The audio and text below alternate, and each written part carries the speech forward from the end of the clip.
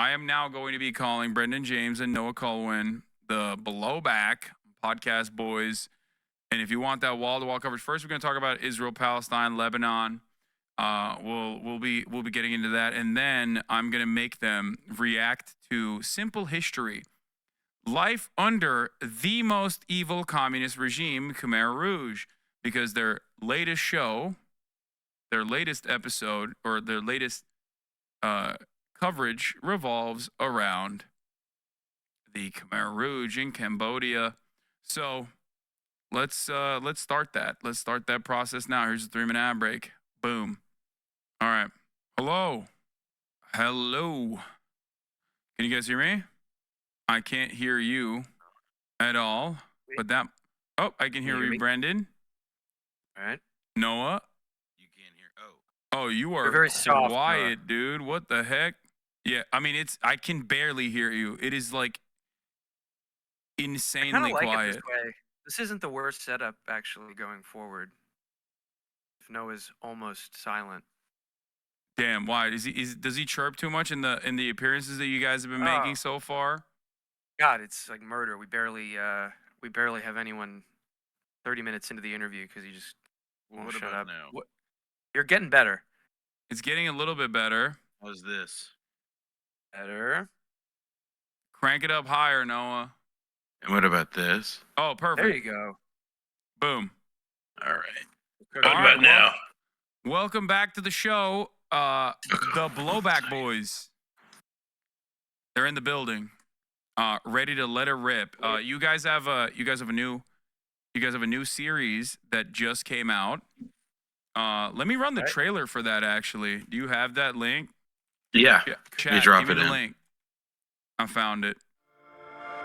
Let's get started with this first. Also, Here was the situation. They were sending great numbers of troops into Cambodia, preparing for what is called the Tet Offensive of that year.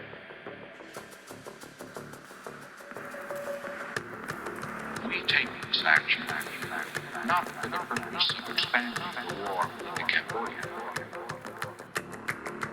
but for the purpose of ending the war in Vietnam.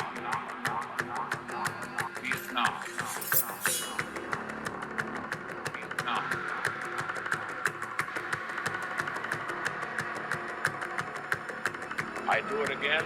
I do it again. I do it again.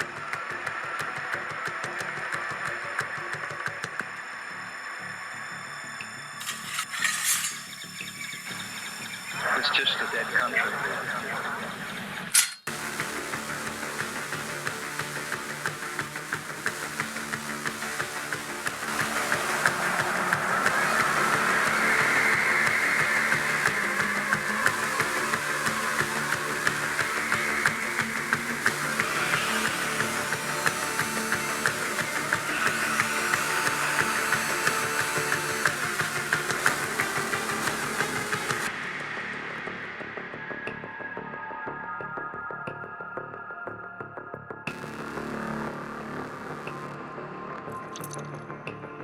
We're still fighting the Vietnam War, and if we have to use the Khmer Rouge as a pawn in that, we'll use them.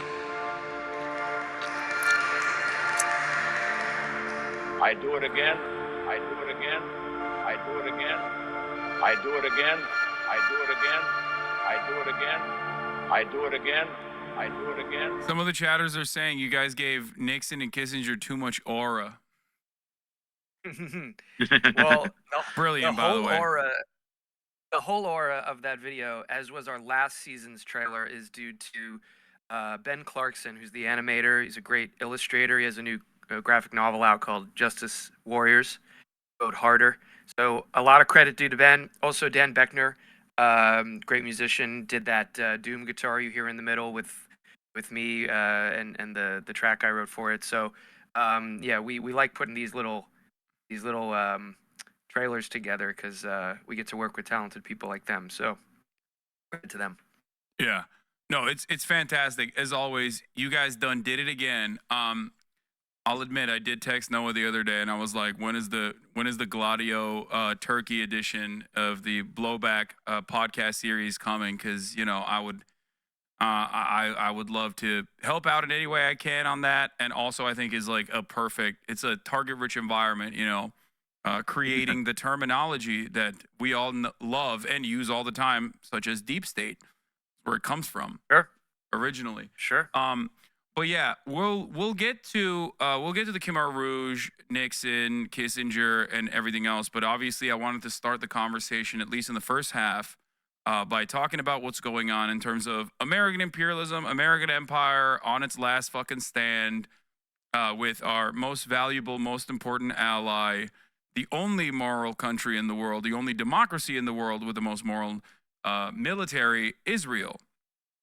As we're having this conversation, Israel obviously has expanded its conflict to Lebanon beyond what it was already doing in this supposed tit-for-tat de-escalation through escalation method that they were applying, where they were responsible for 80% of the fucking munitions being deployed in the Lebanese Israeli border skirmishes that were taking place. They obviously did an act of terror that even the likes of Leon Panetta considered to be an act of terror. And I feel like it's like Osama bin Laden being like, that's terror, dog. You know what I mean? It's like, like you are the guy, right?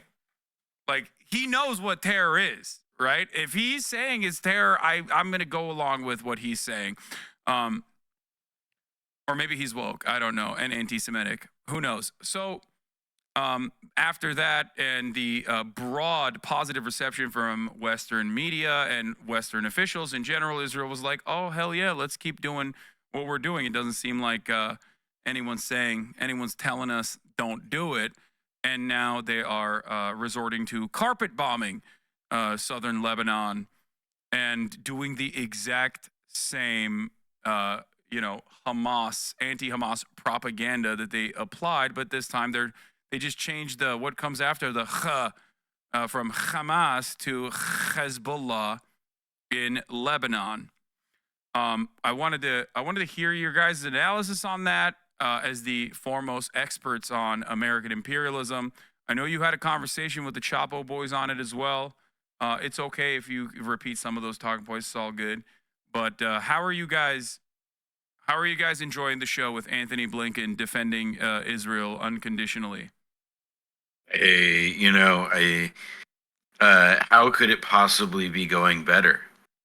Is what I ask myself every day. No, I mean, I think that the only thing that you left out is that it now seems that the headlines in Reuters and the Associated Press are indications are that Israel is escalating its air attacks into a ground invasion. They're calling up reserve battalions. It still may not happen. It still might. It can go either way still, but it's not trending in a good direction. At least, in the sense that it is just escalating.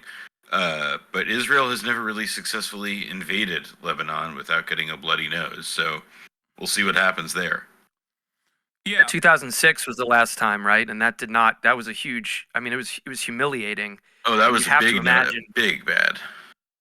You have to imagine that they're as unrestrained as they appear right now. They're going to have a much harder time going up against Hezbollah than they have against Hamas, and the piece of territory that they have so much control over.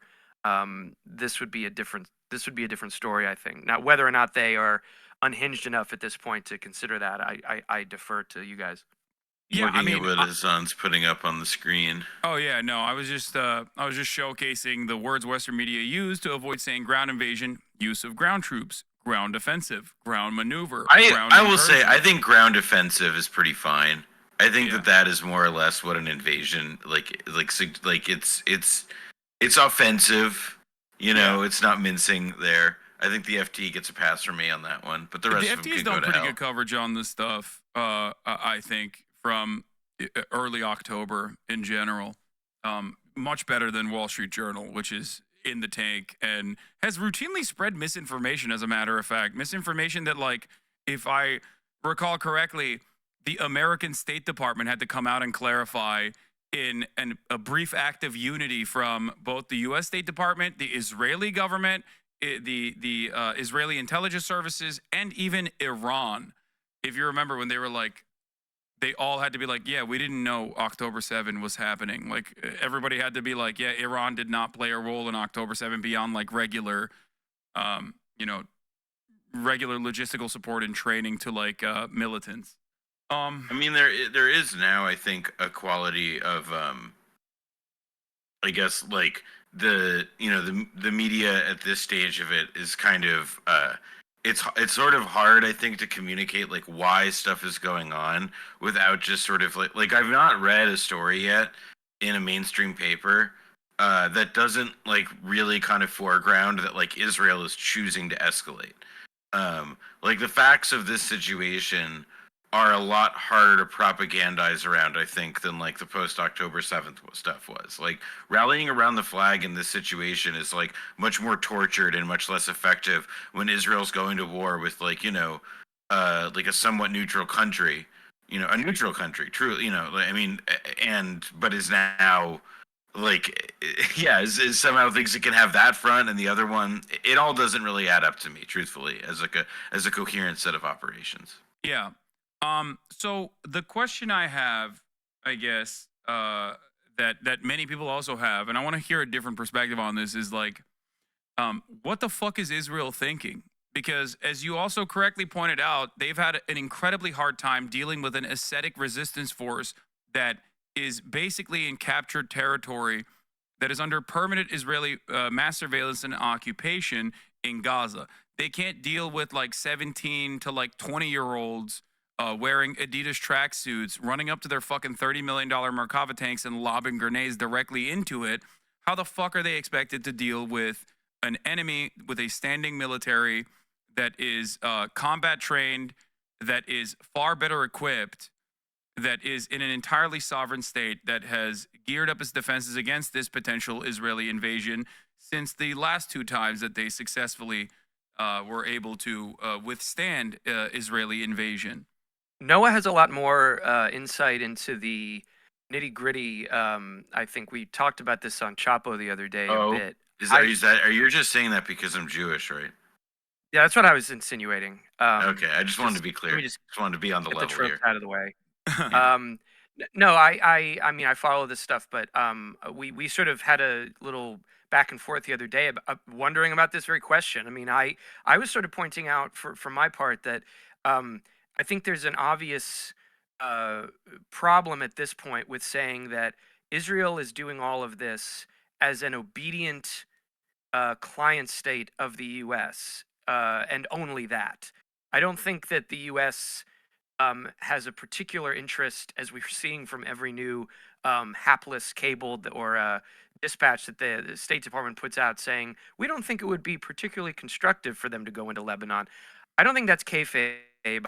I think the U.S. is essentially handcuffed at this moment to a rogue state that it has shrinking influence with and has had shrinking influence with over the years as a so-called client-patron dynamic.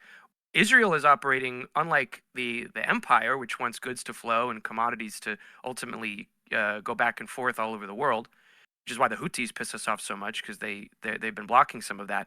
Israel has a totally different logic, I think, at this point, which is that of a lunatic state in which, as you put it, Noah, the other day, the inmates are kind of taking over the asylum, and the colder logic of past years, which isn't to justify any of Israel's policies, it was still a relatively cold and considered logic of how to occupy and exploit and ultimately probably starve out this place, the occupied territories. You had those Shin Bet guys, the sort of old guard that would say in the documentary, like the Gatekeepers, where they talk to a bunch of Shin Bet chiefs or former Shin Bet chiefs that say, "Yeah, we're basically fascists now. That's how it is. We'll see how that works out." I think now, as Noah can obviously speak to, who's followed the kind of, he's got more of these stories that are in the news day in and day out. It seems like now this is an ethno state that has fully gone out of control and really has no choice in its own logic but to escalate.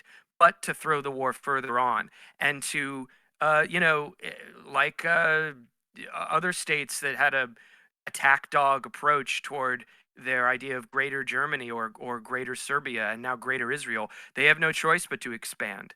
So that's to just outline a little bit the difference between what I can detect in Israel's calculus and the calculus of its benefactor, the United States.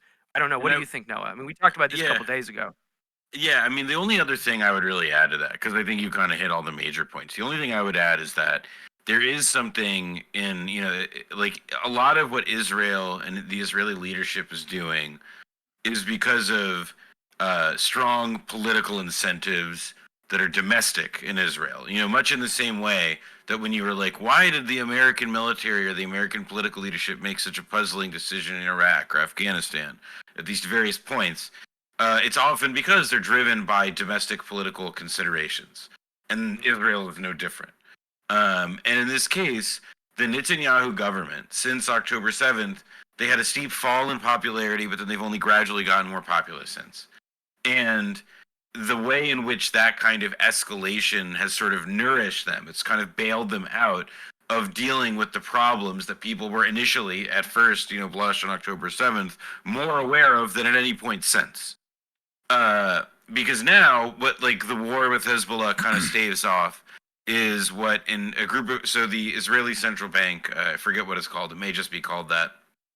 An economist there recently published a report stating that, like, look, if you sort of buy the general line that they're going to try to wind down the general level of conflict over the next year, during that time or at the end of it, Israel is going to have to engage in a program of radical austerity, or there is going to be a financial crisis. In fact, the financial crisis may be unavoidable without some sort of massive stabilization.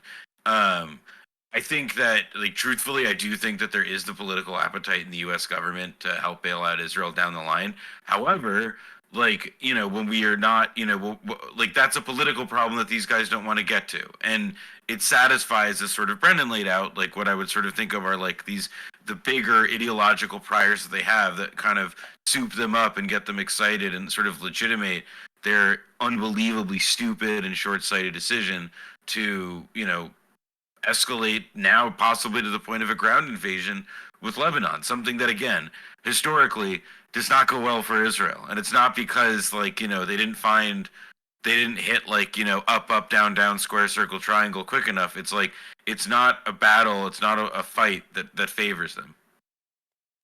Brennan, you're a little blurry. Oh, Yeah, I'm trying to come back. Here we go. There he is. Beautiful face. yeah.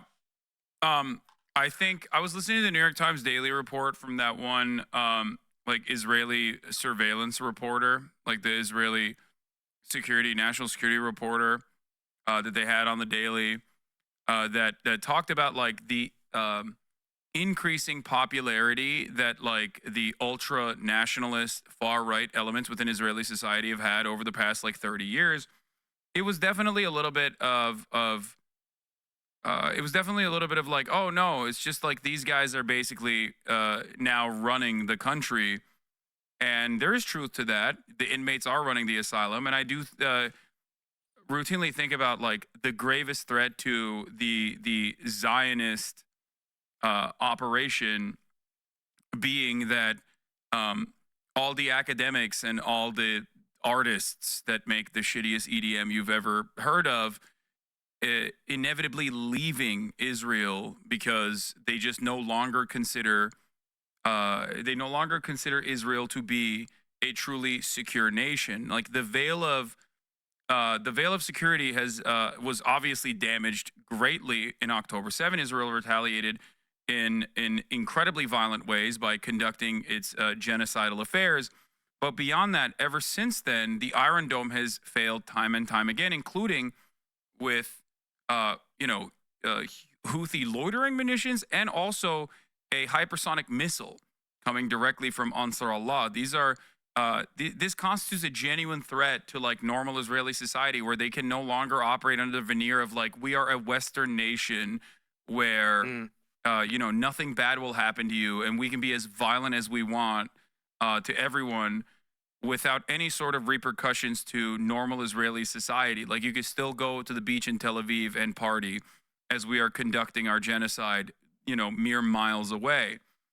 And I think that constitutes a grave threat because it will inevitably turn Israel into a nation that is entirely comprised of messianic, inbred, ultra-Orthodox psychopaths with a nuclear arsenal, and further push them away as a pariah state.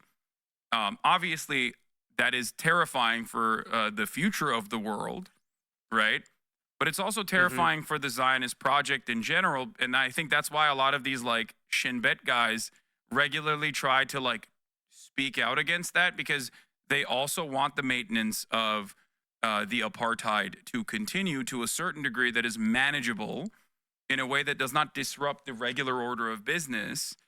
And while, they have recognized that they're slowly losing their grip on power, the thing that comes to mind, obviously, like the former Shin Bet official that told Benjamin Netanyahu, if you consistently, if you continue these attacks on the West Bank, like, this is going to become an unmanageable situation. An October 7th style attack might happen. This was way before October 7th, and Benjamin Netanyahu's retaliation to that was, "You're woke. You've been captured by woke interests." And that's what happens when you let a guy from Philadelphia be your fucking leader. But big L on that one for Israel. Well, we talked about this the other day too. With regard to America, there's a thesis from back in the day called the Yankee versus the Cowboy, and I think you could apply that analysis to Israel as much as anywhere else, including America, where you have divides in the ruling class. There are those Israelis in power who we were just describing, who want to maintain their hegemony in the area.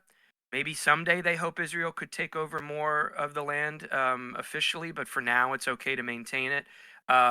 Similar to the American, during the Cold War and beyond, the American Eastern establishment who thought, let's keep Europe stable, let's run NATO, let's do containment, and we'll get there. Versus the frontier types, the Yahoos, the cowboys, who in the American example would be, your pro-Vietnam China lobby types who wanted to take the Cold War into Asia, where they thought it was really going to cook and pop off, not worry about Europe, who they viewed as a bunch of, snobbish leeches of America. And in Israel, the example would be exactly the crowd we've been talking about, the so-called inmates taking over the asylum, who want the frontier to keep going, the manifest destiny to keep going, not in a 50-year period, not in a 100-year period, but right now, today and tomorrow. And that's who, as Noah was pointing out, that's who's taking over. And that's not necessarily a good thing for their fellow Zionists, because it's short-sighted, it's unstrategic, and while it's horribly violent and a terrible thing for everyone else as well, it's ultimately kind of a death drive and suicidal. So the question will be, if they exhaust themselves before they take everyone else out with them. I mean, you got to imagine, not to get too grim, but you've got to imagine the U.S. At some points are saying, let's say we do start to cut them off, are they going to start talking about tactical nukes or this or that? Or are they crazy enough to make that threat and then actually press the button? That's going to keep people up in the State Department in a way that is a bit of a hostage situation of its own. So I think that is the kind of dichotomy that we're seeing right now, as far as the different groups trying to direct Israel's destiny at the expense of everyone else. Yeah. Also, to further prove the point that you're making, we saw this divergence within the State Department with those who want to maintain American hegemonic power status early on, with calls for restraint towards Israel because they knew what Israel was going to do, against those who were unconditional and undying Zionists themselves, who truly believe that, like, Israel must not be restrained and they should actually blow off a little bit of steam, or even, like you said, manifest destiny in the way that they wanted to. And that's why you saw, like, State Department officials resign. And that's why you are now getting reports from ProPublica about even fucking U.S. aid and other State Department agencies creating memos all the way back, I believe, in April, and sending it to Anthony Blinken to be like, hey, Israel is actually in direct contravention with American laws, the Leahy Law to be exact. No. We should be fair here. We should be really fair, because similar memos were drafted for when the State Department approved the arming of Saudi Arabia Yes. in their campaign against the Houthis. Yes. So, Hasan, Brendan, we cannot pick on the only Jewish state to get arms in contravention of war crimes statutes and laws. Yes, and because that I would was, be of wrong. course, It would I be was, very of course, wrong. very much in support of the Saudi kingdom continuously. I'm watching getting- your tropes. Yeah. I'm watching your tropes. Thank you for keeping me honest. Yes. Absolutely, man. It's fucking crazy out here. Okay, I'll do one. You I'll never do know. one Like back- I'll Jonathan do one back to Greenblatt, you. just like that. I'll do one back You at you. It seems quite Islamophobic that you are coming after the Muslim nation of Saudi Arabia. That's where Mecca is, okay? And Medina. You understand? And Medina, shit. Not just Mecca, Shit. but Medina as well. And you coming after the Muslim nation is quite Islamophobic. Can someone take a pot shot at Ireland or something so I can get in here and have an attended moment? Oh, now the potato farmer speaks up. Oh boy. Well, Stop. there you go. The Irish phobia is alive and well, folks. It's completely permissible. You could just say that and get away with it. You know, it's fucked up. It is. But okay, all jokes aside. One thing I do want to add on the point of like the sort of like how Israel's getting more radical and like what is its interest or whatever. A lot of it is that like Israel is already like it has been on sort of like years of decline in the way that like a lot of the West has broadly. Income inequality has widened. The economic it's basically like there's like Poland is doing good, I guess, but like pretty much everyone else has been doing pretty bad. Although That's America's the top secret recovered. in the world. I mean, Yeah, right. Seriously, man. Like for next thing you know, we're going to be asking them to screw in our light bulbs. In any event, like this. So Israel is not like immune from like this secular change, like bad change in condition in the financial and economic health of the country, and it's also not really like it's quite clearly losing its edge as like an offensive military power. They can do a lot of this. They can blow up Hania. They can do the pager attack. They clearly are willing to do these things as well. But like. There is like it's not just crazies pulling the trigger on those things. Says like, that it has. I think that the crazies are gaining currency because they're being led in from the center in a sense. I mean, like look, like the emergency powers essentially that Hitler had ready made for him when he assumed power were there because Gruning, had them, more or less had them as part of like like twilight of the Weimar government. I don't I don't want to be in the habit of making like 1-to-1 history of Nazi Germany, history of Israel comparisons, but like that one seems to me to be. I mean, especially among many other points of comparison. Yeah. Well, that's why it's what always was the funny other? when they. All right, go ahead, Brendan. Sorry. I was just gonna say. I mean, that's another way that you can look at like a dichotomy is that Israel has always done shenanigans like this, blowing up a bunch of people, assassinations of civilians. They've done that in the past. I mean, they spy on Americans, and the liberty and all of that. There's a long history of all this, but they've always been very their perception in the world, particularly within America, has allowed those rogue practices to be juxtaposed with a very well-run PR machine in which they run a tight ship and they have good message discipline and they know their way around messaging and public relations. And that whole side of it, which has allowed the rogue acts and the assassinations and wars and all that to have this sheen to them that Americans, as an important audience, swallow very easily. But now, I don't know what Noah, Hasan, you could maybe tell me, but I don't know what's happened. But they have lost that polished PR machine. They are now dealing every day with images and video, not only of politicians saying grotesque things and rape advocates being the Forrest Gumps that get to go on TV and be mascots essentially on talk shows and stuff like that, but also videos from the battlefield, if you want to call it that, in which the soldiers are doing war crimes in plain view. I mean, that is not Well, I'll actually add to clean image. I'll add to that and then kick it to Hasan, because I think there's like a question we can put to him there on that, which is that because I agree with Brendan, Abba Eban, who was sort of like the OG effective Anglo language Israel diplomat of my parents' generation, who was very charming, had very very good for television and so on. He's like Elon Levy, pales in comparison to somebody like him and so on. That is like a thing of the past. I think now that the reason that they don't give a shit about that sort of deluge of imagery and the sort of how horrible their advocates are now, the sort of loomerification of all of the Zionists or whatever. I think that it's because it's it follows it fits broad patterns of political polarization, along gender, along generational lines, especially class, etc. It's becoming it's mapping onto broadly speaking the left right dichotomy. Not everything falls not all parts of it, but it does seem to me it conforms to that pretty epically. That said, Hasan, it does seem though that there are a bunch of influencers or people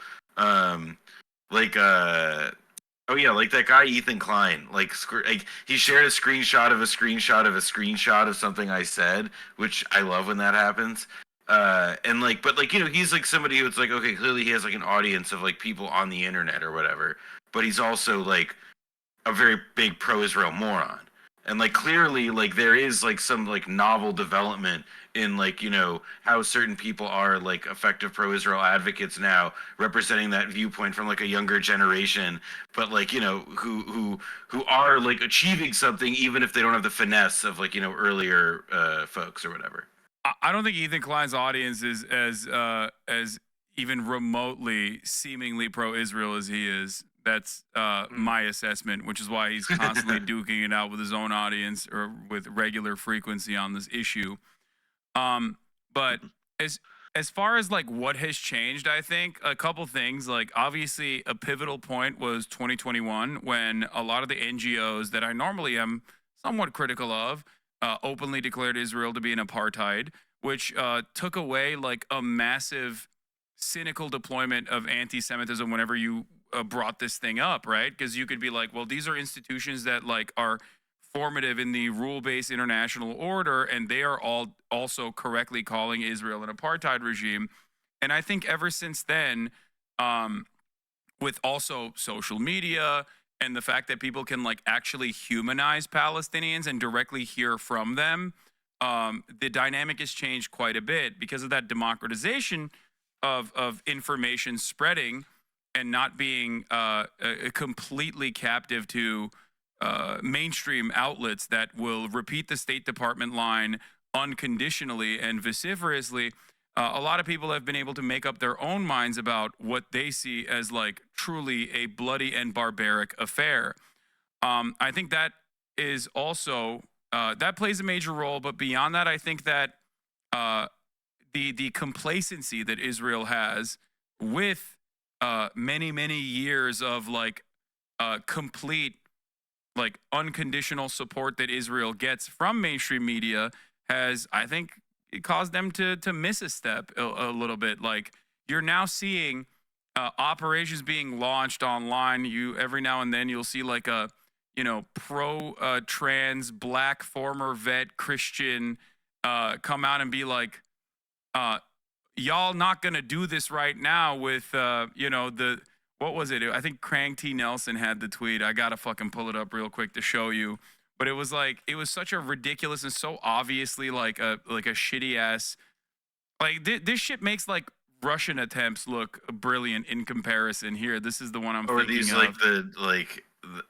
watermelon Oh, ISIS yeah, yeah, on watermelon their ISIS. anti-blackness, Yeah, yeah, Jewish yeah. hating bullshit again. Fuck these terrorist wannabes. Nail emoji, nail emoji, nail emoji. And it's just like when you look at the account, it's like Black Trans Lives at Truly Be Truly Free. Trans Pride Flag, Black Trans Pride Worldwide. Jesus is the way and the truth.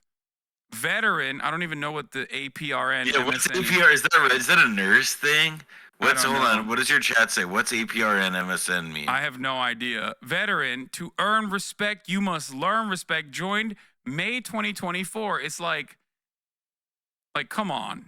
And it's Also, like wait, AI. hold on. Go to the profile picture. Go to the that's It's AI. It's AI. Look, it's filled in. It looks like it's incompletely filled in. Yeah, look at the Israeli flag shirt that she's wearing. Also, look at how it's like the background. It looks like you're drunk in Tunis. It looks like. Yeah. So I mean, this right here. Like, if this is your attempt of causing some kind of instability amongst the normal groups that are like advocates for Palestinian emancipation, like, this is a horrifyingly bad job. Like, you are not carrying out a good operation here at all, right? And there's many such examples of this. Like, and I think it comes from a place of complacency. In many respects, I think like Israel saw what happened to apartheid South Africa and learned all the lessons of what not to do, and greatly increased its operations in ensuring that America always maintain a positive attitude towards Israel. But I think they got a little too comfortable in that and didn't recognize that, like, in the new age of information with the internet, you can't really get away with all the bloodlust, no matter how hard, how hard you try. I agree with that, and I'd also add that something else that definitely changed was there is a sort of downward linear level of appreciation and identity that the average or the median American has with the state of Israel. And you could sort of think of it as the apex was when Paul Newman starred in the movie Exodus in the 1950s or 60s. And then, but ever since then, it's been sort of progressively downhill as people see Israel's true nature revealed time and time and time again.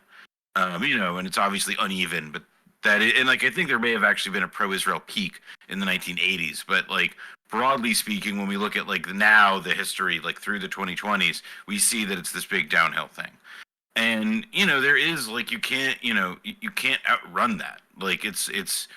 It's coming. It was a change bound up in generations, and that was always going to make this kind of level of advocacy really difficult the next time. In fact, by the way, Israel's committed an unprecedented slaughter, and they've committed this unprecedented slaughter at a time when everybody has a fucking camera attached to themselves. There is just this is what it means to be pro-Israel in 2024, and there was no amount of spin or nothing that in the discourse pursuant to Israeli actions that is really could be that different, because the actions are now it's the whole landscape's different. It's all done changed. I'll give you a domestic example for those in the audience to understand a little bit better. I often talk about the Republican Party refusing to fucking run a normal campaign and their complete inability to do so, right? They have hugboxed themselves into believing that everybody cares about only trans people, and they always want to think about children's genitals, right? And that kind of trans panic and crime panic narratives actually cost them the midterm election successes that they were supposed to get under a Biden administration where Americans were experiencing negative real wage growth. At that time, it should have been the Republican Party wiping the fucking table, but they got so comfortable and so insane that they put up Doug Mastriano, for example, a QAnon guy, as the governor of fucking Pennsylvania. They brought forward Herschel Walker.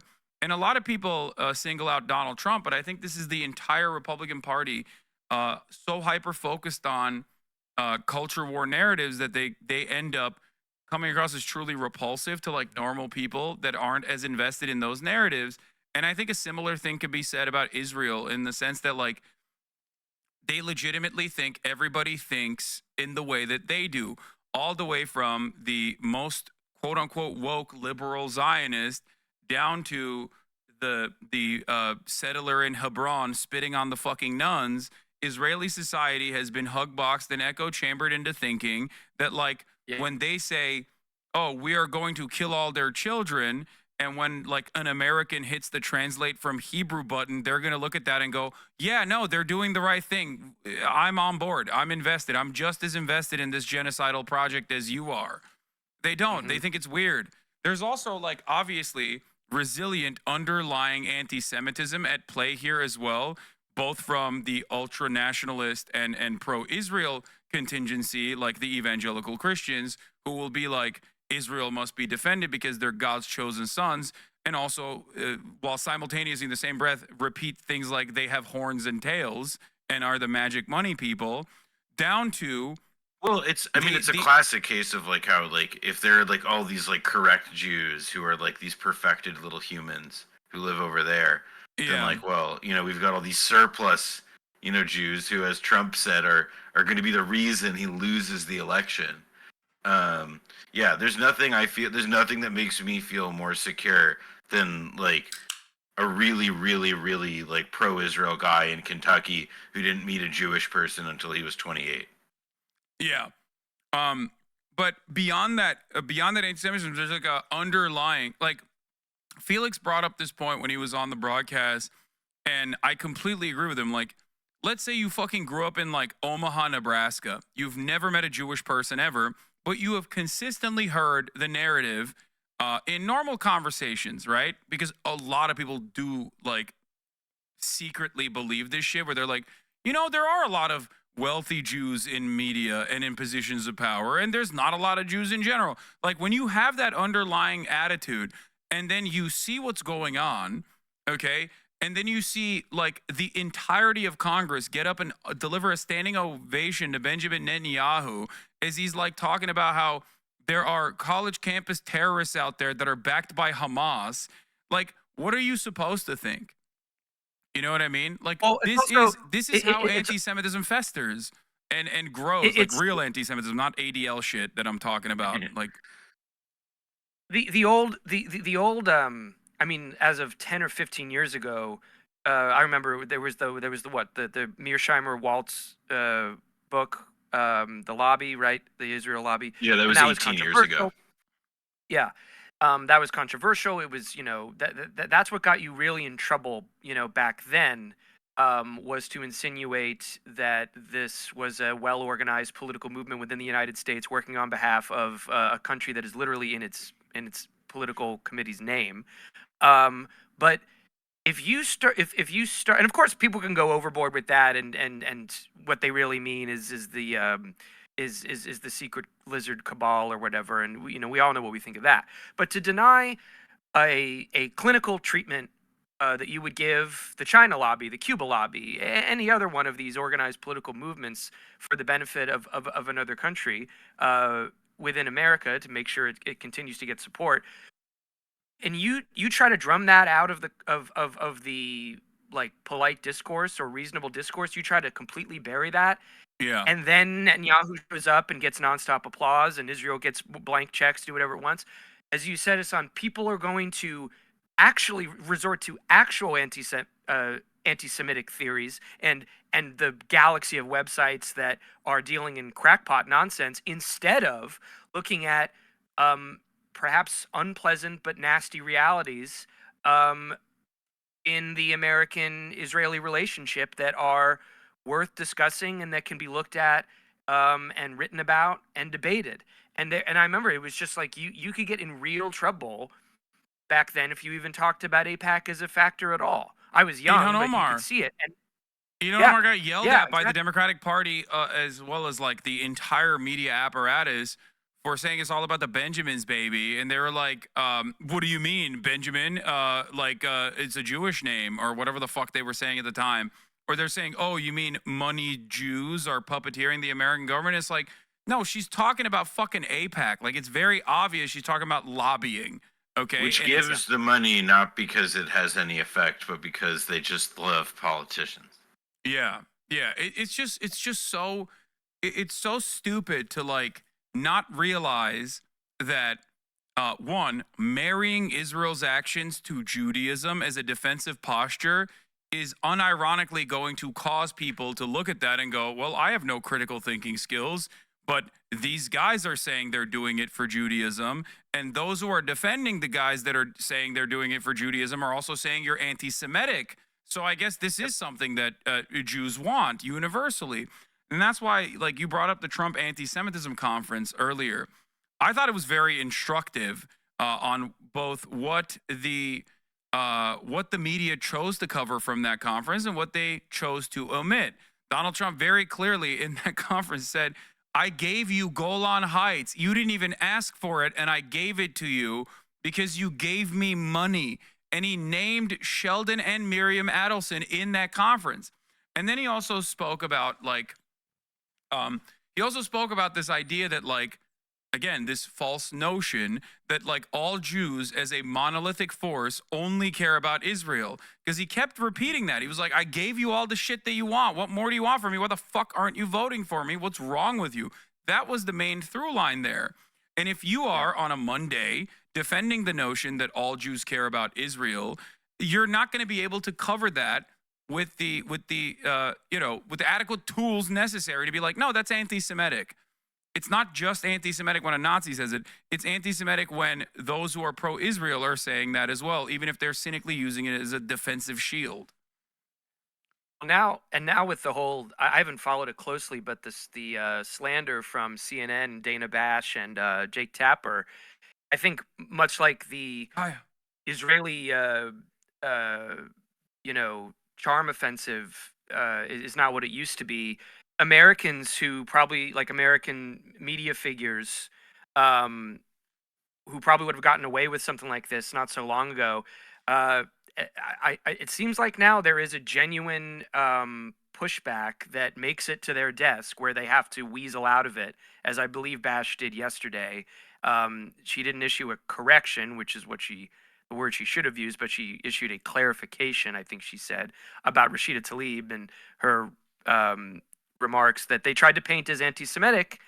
And again, it wasn't so long ago that would have been the end of it, but people just aren't buying that anymore, and that's a big problem, obviously. To It also, everything. that one was like a little bit of like a sort of like perfect storm of like they made up a lie. The guy who, like, they made up the smear about Tlaib.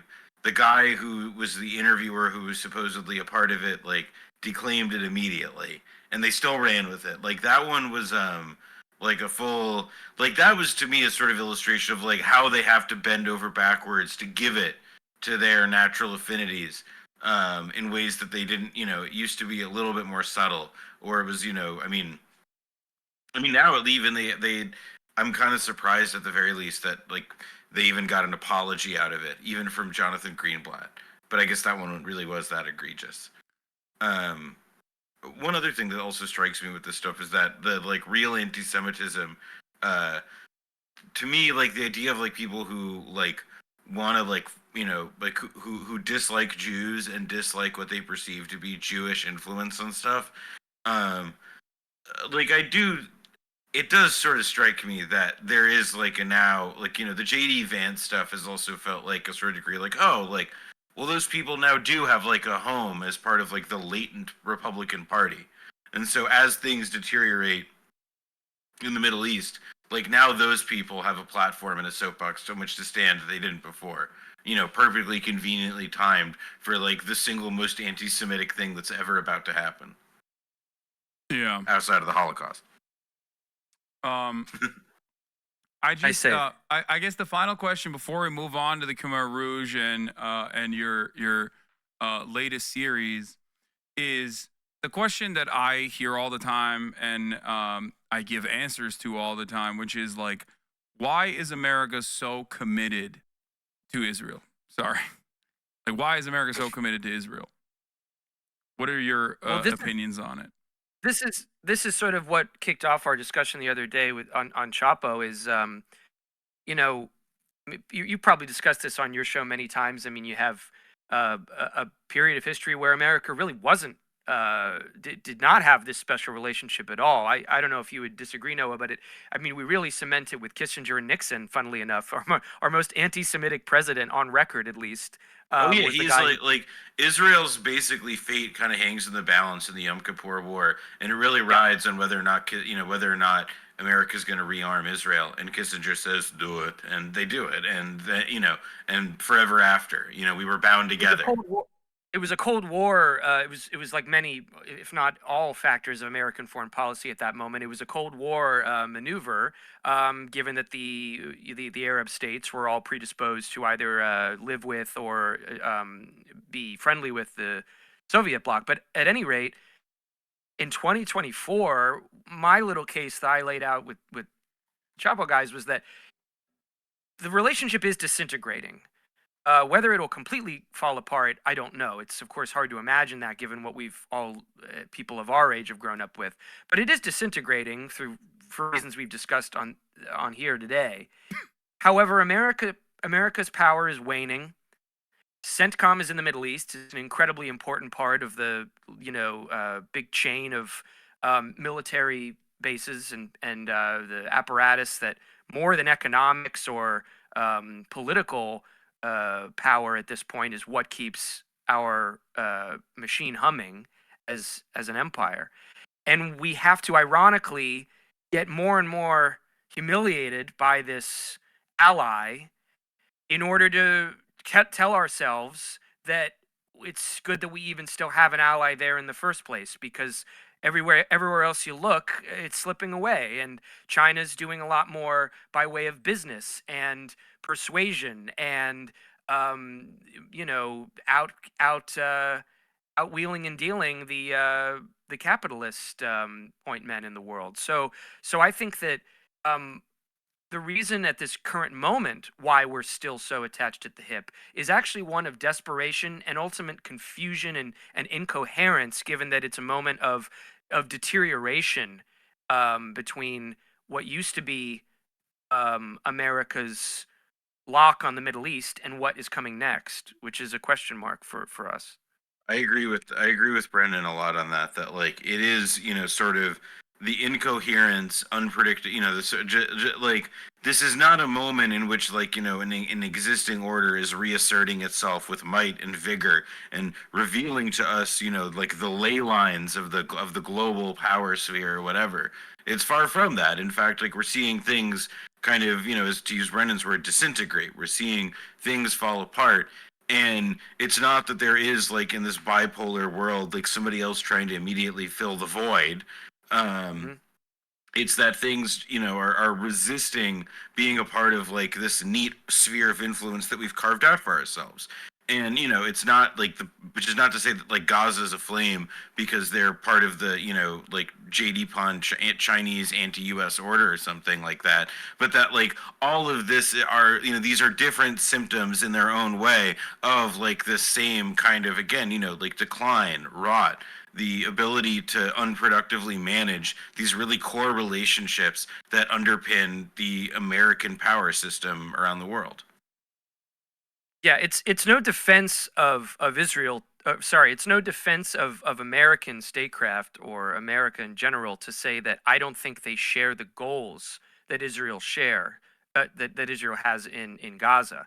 I think it's just a fact of the matter that they are, for their own reasons, more opposed toward rocking the boat with this fragile yet still existent allyship, however increasingly unstrategic it is, than the alternative.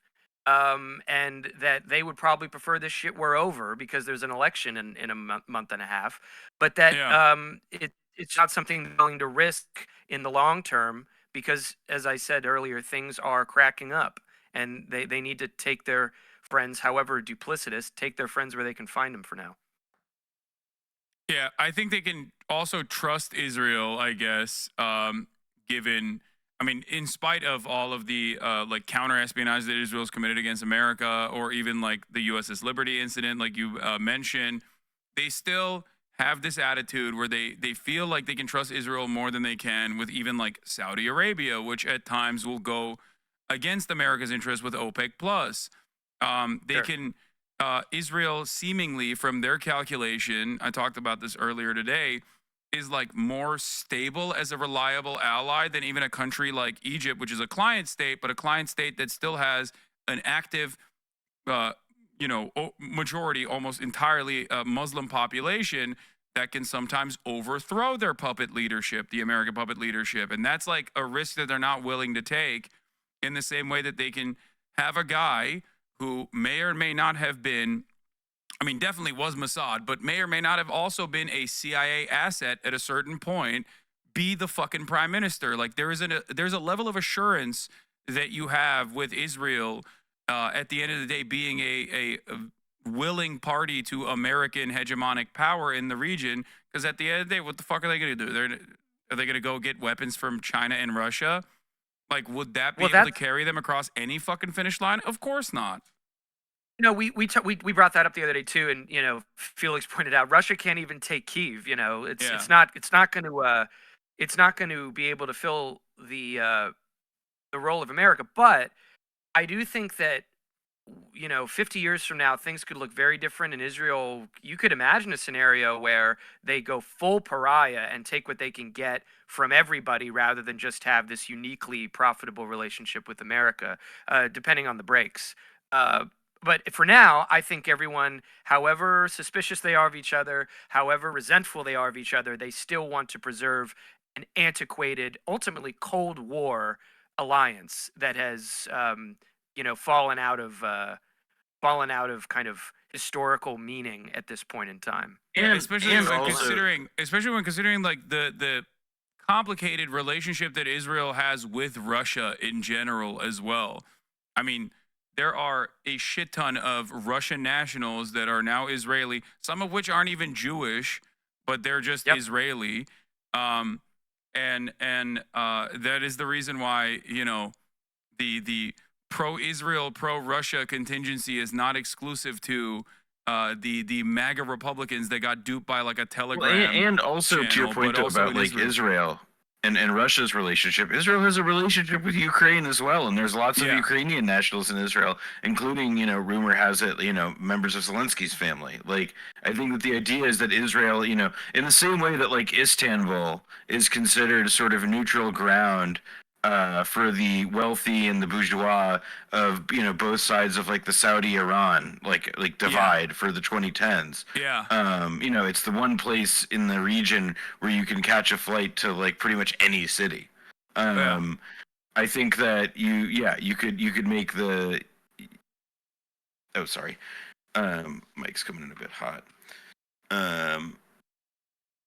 I think I'm sorry, I forgot what the point of comparison was. You were talking about Istanbul, and you activated my fight or flight, by bringing up Turkey? By bringing up Turkey, Turkish President Erdogan, I don't approach Hamas as a terrorist organization.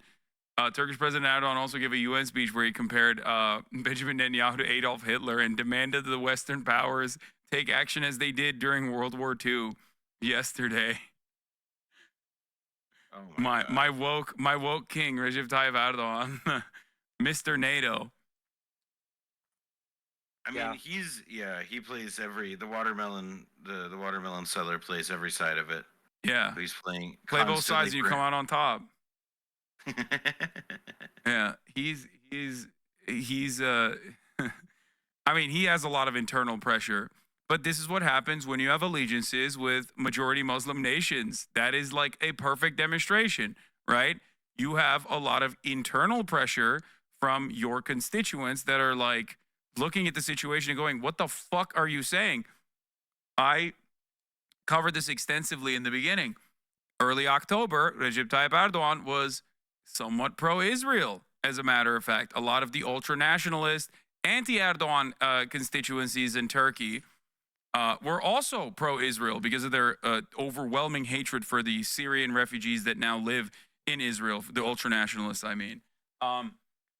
But they changed their attitude. Strategic alliance with the Israelis, even though you fucking hate their guts, is like a Middle Eastern pastime. Yeah, exactly. And we train in Turkey Israeli fighter pilots, so that has never changed. So And also, the Turkish government is obviously in allegiance with Azerbaijan, which got most of their weapons from Israel when they were conducting their ethnic displacement campaign in Karabakh.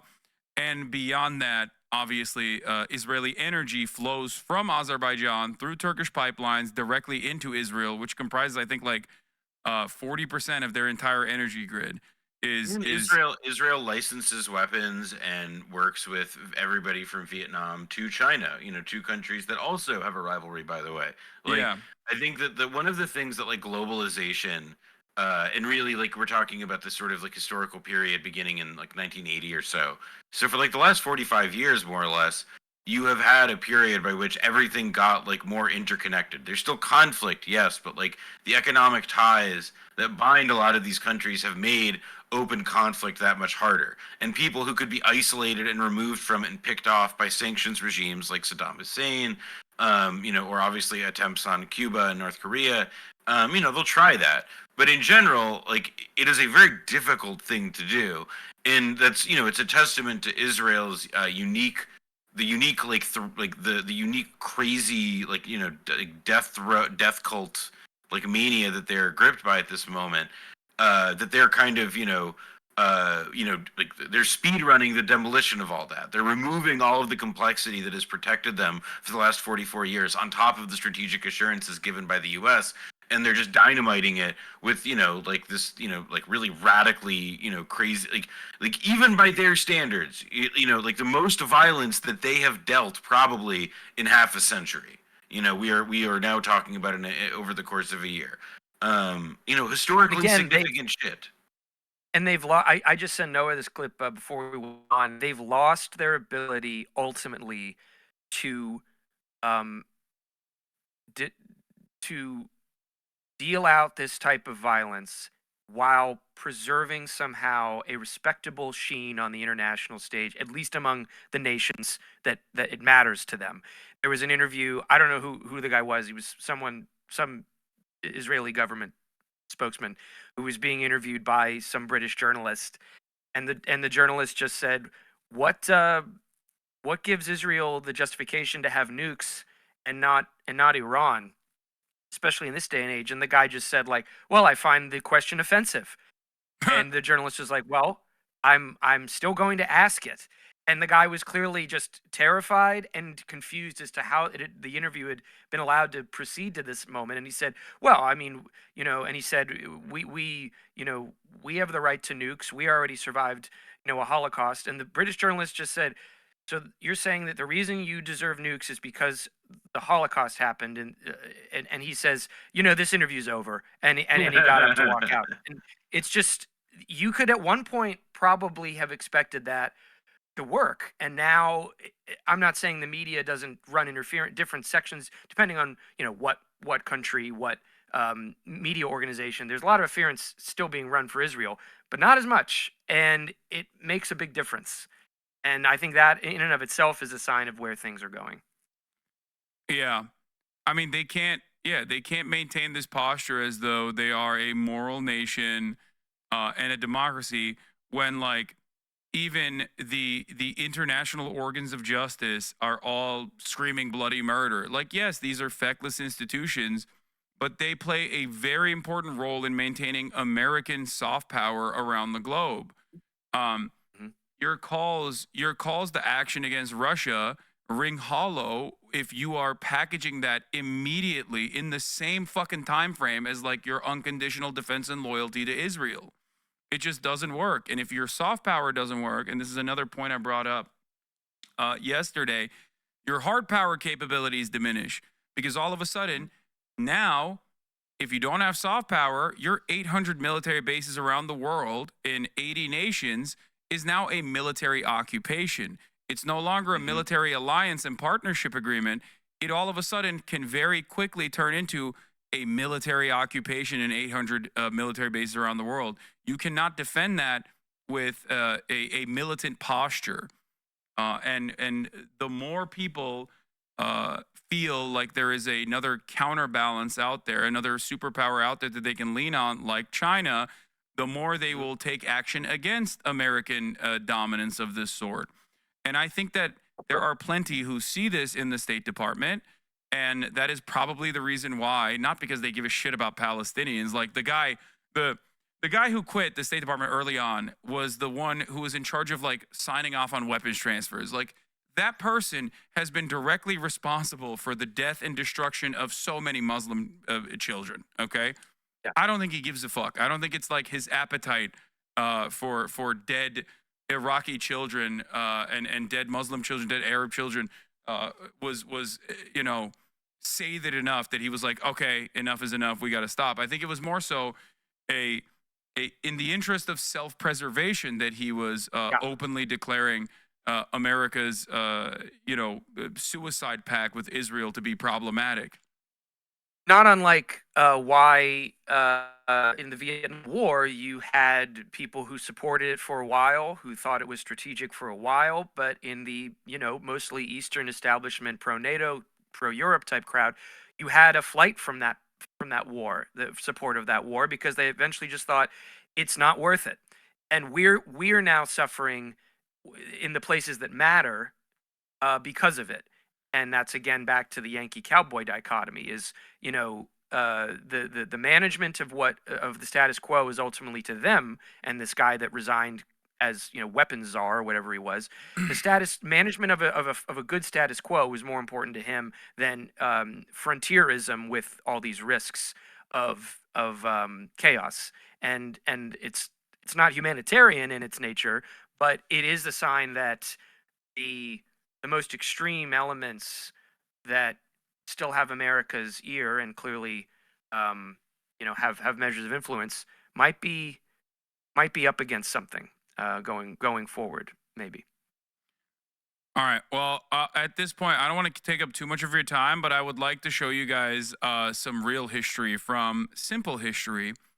Life under the most evil communist regime, Khmer Rouge. Now, I haven't watched it. This is going to be my first interaction with this material, and I'm going to let it run for a little bit, especially the intro, without pausing because I have to pee.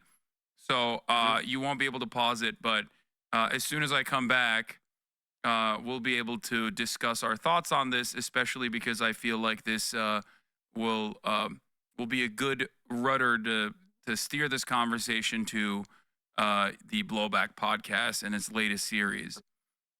Sure. All right, let's start. Life under the Khmer Rouge, Pol Pot, famine, and S-21, 1975 to 1979. When the Vietnamese army captured Phnom Penh, the capital of Cambodia, from the Khmer Rouge in 1979, they found the city in a terrible state. And among the horrors they came across was a former high school that had been turned into a prison and was known as Security Prison 21, or just S-21.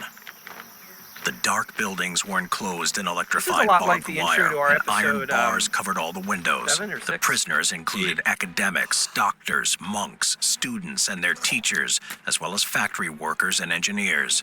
All were accused of being enemies of the regime and tortured and forced to name their friends and family members as co-conspirators. Whole families were often brought in together to be interrogated and executed. Ultimately, paranoia meant that the regime began to turn on itself, and the cells were soon filled with party activists and their families, and even high-ranking politicians. At least 18,145 people had been imprisoned there, and all but a handful had been executed. S-21 was only one of more than 150 torture and execution centers established by the Khmer Rouge. Today, it stands as a memorial to the lives lost and to the brutality that they inflicted upon the people of Cambodia. I don't know, man. I'm not The Khmer Rouge was the name given to the members of the Communist Party of Cambodia. Okay, it seems like you guys had a lot of thoughts on the animation style. Well, and now I'm looking at the food and the wine, because they have champagne apparently too. I hate to say it because Ben has done great work for us, Ben Clarkson, but I think we may have a candidate for next season's trailer, whoever made this. This is a little bit of a cut above, I would say, what we've done with that video. I agree. Okay, I hate to say it. So you're saying so far so good, no notes. Yeah. Okay. Well, look, I mean, it's not it's not saying we were kind of talking over it, but it doesn't seem to be saying anything radically inaccurate. Yeah, it's as Brendan pointed out, in fact, uses like a storytelling element that like we do, which is like, describing the scene, like the moment when like Vietnamese soldiers came into like the torture center of the Khmer Rouge, a place called S21 or Tuol Sleng, in the capital city of Phnom Penh in Cambodia, after the Vietnamese kicked out the Khmer Rouge. And it's true. Everything that they show in this video is all there. It just looks a little, it's Is a this little what off. YouTube history? Is this what YouTube history is, or history YouTube? Like, Is this what we're up against, Hasan? Is this like our competitor? I don't know. I've actually never even encountered this channel. I don't think. It's just I kind of looked at it and I was like, what's a good like short and sweet video that we can use as like. I mean, I am it's like I said, the facts aren't bad. A lot of people in the chat are saying yes, unironically yes, sadly yes. that this is what YouTube history is like? Because like sometimes I'll look for archival clips. YouTube, you'd be surprised how much you can find, of debates or Nixon or Kissinger tapes, and it's just easy to get from there. But I'll have to scroll by a lot of stuff, and it's the thumbnail of like of a white guy being like this, like looking shocked, and then he's got like a like a pastel background, and it says like worst war crimes of all time ? And it doesn't. Me off.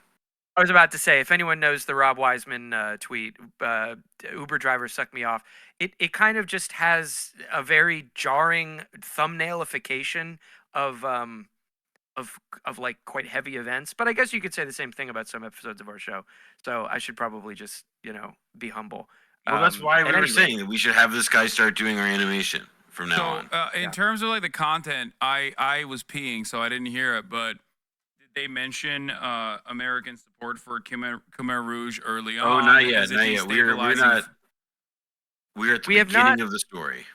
We have not gotten there in the video. I wonder if they would, but it's funny. There were people in Cambodia we spoke to. Noah and I went to Cambodia and Vietnam for the purposes of this season, and we had people who were really helpful and showing us around, and even some people there didn't know about America's support for the Khmer Rouge. It's not that it's top secret. It was published by the journalists really on top of these stories at the time, but it seems like a much more important fact than it was ever really given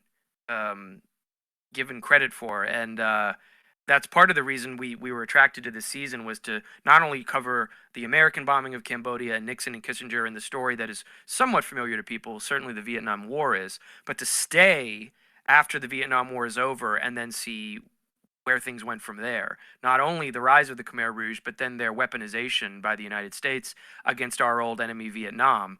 And I think that people would be quite surprised to learn that, say, when the Vietnamese kicked out Pol Pot, we condemned them kicking out Pol Pot and enforced a sanctions regime against the new government in Phnom Penh during famine conditions. Things that might sound familiar to people from the topic we were just discussing moments ago. So it's a fascinating history, and one that I think, as we try to do, one that we think should be more well known. All right, well, let's continue with this this work of art. CPK, who ruled Cambodia between 1975 and 1979. They were led by the infamous Pol Pot, who attempted to purify Cambodian society along racial, social, and political lines. This led to one of the worst cases of genocide in history. Influenced by Chairman Mao's Great Leap Forward in China, Pol Pot imagined his own super Great Leap Forward in Cambodia. After seizing power in a civil war in 1970, You made a face there. Well, I'm intrigued by the thought bubbles that Pol Pot is having. One was just a building, and which they did have. Also, like, where is he? He looks like he's in a room in a Counter-Strike map. And then they wanted. It seems like he's dreaming of missiles. I guess I don't. Yeah, that like really a super actually great wasn't- leap forward with missiles. They're leaping forward with missiles. Yeah, just like Mao. I'm learning. Just like Mao, I'm learning is what I'm saying. 75, the CPK wanted to rapidly build the country under their own vision.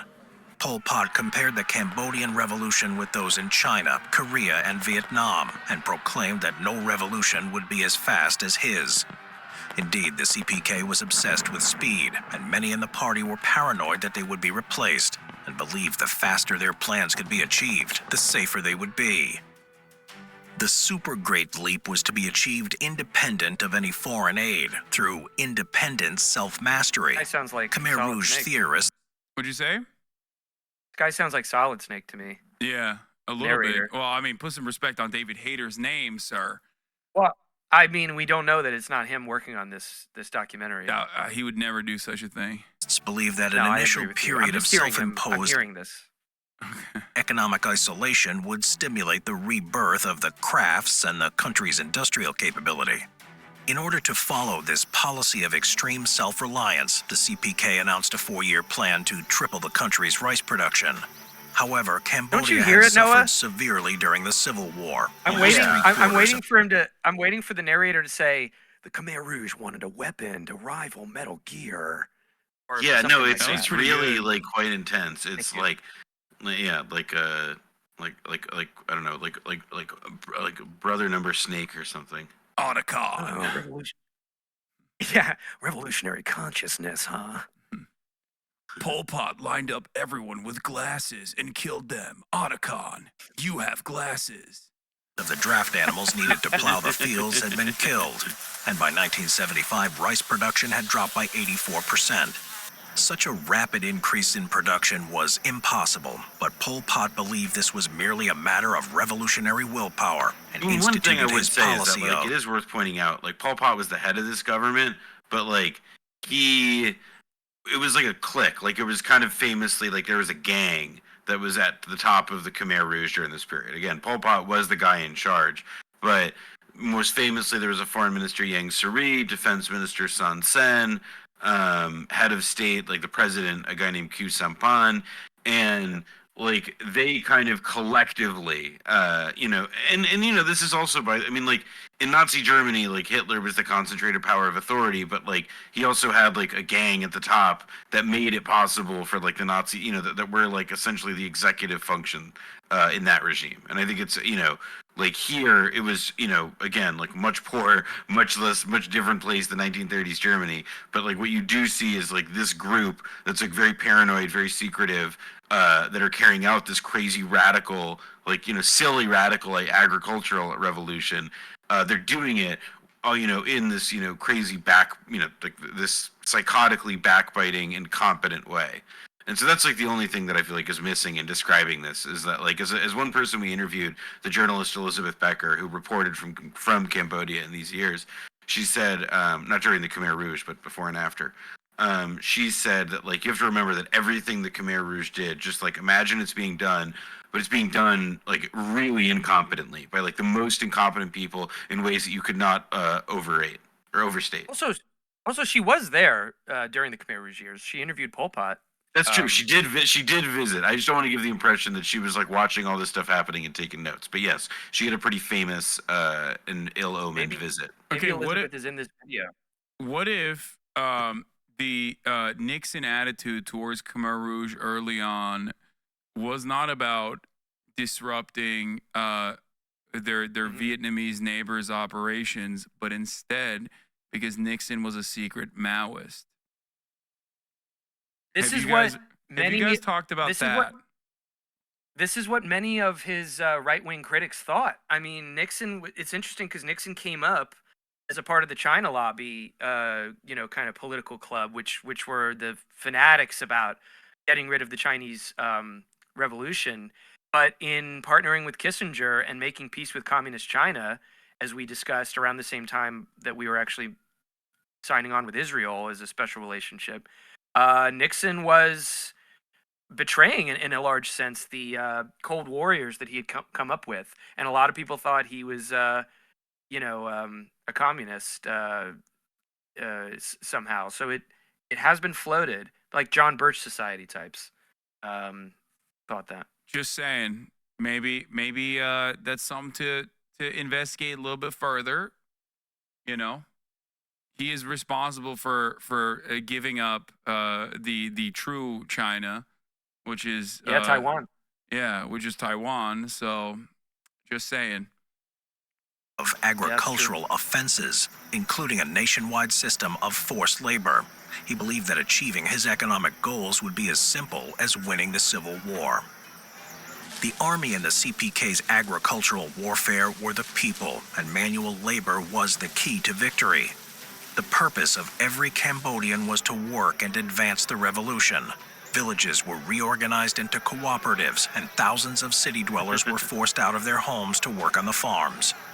As a result of this policy, workers of all ages were forced to do 10 to 14 hours of hard labor per day in unsustainable conditions.